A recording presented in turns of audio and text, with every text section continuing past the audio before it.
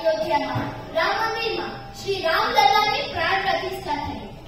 મુંબઈ ગુજરાતી સંગઠનના પ્રણેતા ભાઈ શ્રી ભાવેશભાઈ મહેતા અને તેમની ટીમનો અમે સ્વાગત કરીએ છીએ.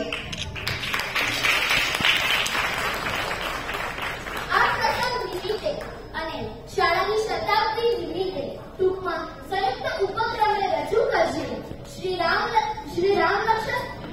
રામચંદ્રના વિવિધ સ્તોત્રોનું પઠન અને રામાયણના વિવિધ પાત્ર રજૂ કરશે. સૌપ્રથમ રામજીના જન્મની સ્તુતિ રામ